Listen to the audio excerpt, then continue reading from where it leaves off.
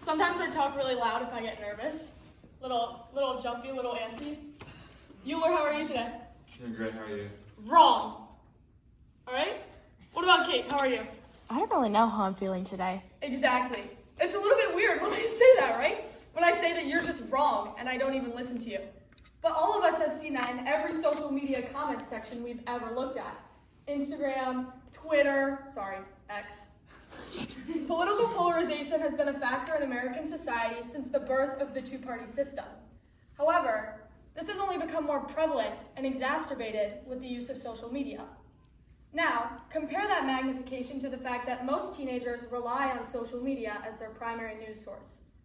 If the teens are using social media for their news, and the news on social media is polarized, that leads me to a question. In a world filled with social media political warfare, how do you encourage students to become politically engaged at all?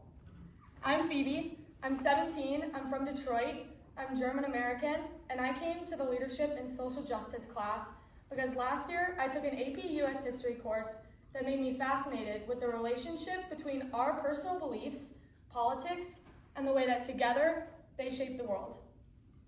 My action plan goal is to help reduce the effects of political polarization within my school community by encouraging my fellow classmates to research their political beliefs well enough to stand behind them with confidence, not just because it's what their Instagram feed shows them or what their moms tell them.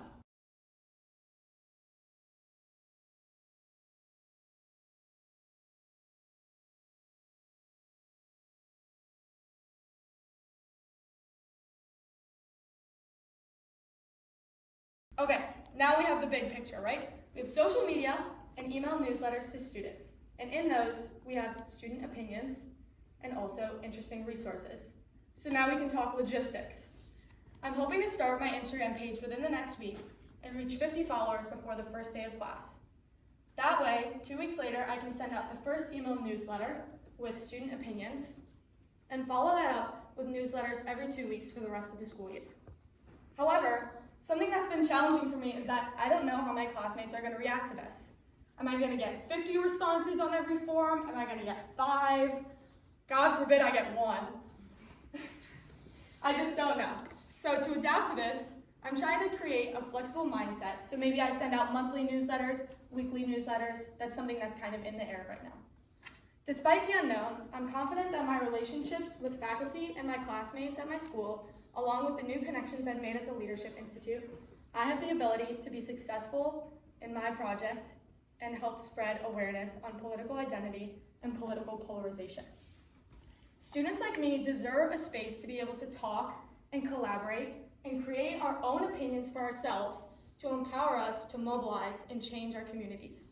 Because I don't want to be the generation that tells younger people that it's their turn to try and save the world.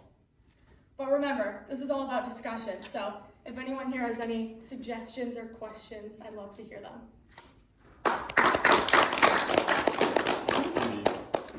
I think that's amazing that you're considering that because you're the next generation up.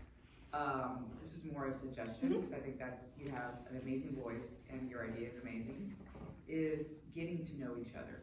I think a lot of the polarization happens in not knowing where we come from, what we like. So the idea of doing some reflection on what we believe is great, and coupled with getting to know your peers. You're a German American, getting to know more about your family, what you like, what your likes, your desires, your hobbies. Like getting to know people in our community, I think that leads to more open conversation and connection. Yeah, something that I've been thinking about a lot is this vision of having these contrasting political opinions in this newsletter, but having students' names underneath them. So you think, oh, I might not agree with this take, but this is actually my really good friend, Sophie, and I have a lot in common with her. And we can still be friends, even though we may believe different things, and there is common ground that exists. Yeah. Question? Yeah, so you mentioned having people voice their opinions, and especially if they sort of put their name to their opinion as well, that might be difficult to sort of cultivate. How do you think that's going to go, and what strategies do you think you're going to have to employ to get people? I'm actually planning on having an anonymous feature on the Microsoft forums just to start. I can see, if people start dropping hate comments, might have to reconsider the anonymous feature. But should students not want to include their names, I won't be including them as I share them. Do you plan to put any boundaries on the conversation, as you mentioned earlier, the people making hateful comments in the anonymous sections, things like that?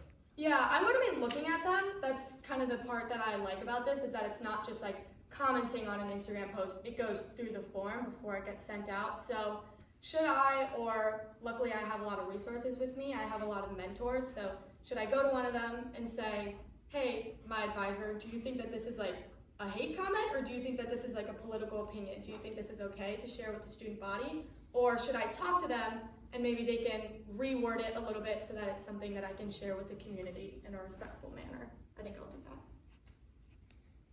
I know you just mentioned maybe going to get a second opinion on things that you get submitted to that Microsoft form. How do you plan to make sure that as you're getting opinions to submit, you make sure that you aren't maybe just subconsciously picking things that only align with your views? Yeah, something that's like important to me as I've been looking at this is I want to hear what other people have to say who may not hold my opinions. Something that's really important in developing a political identity is hearing things that you disagree with.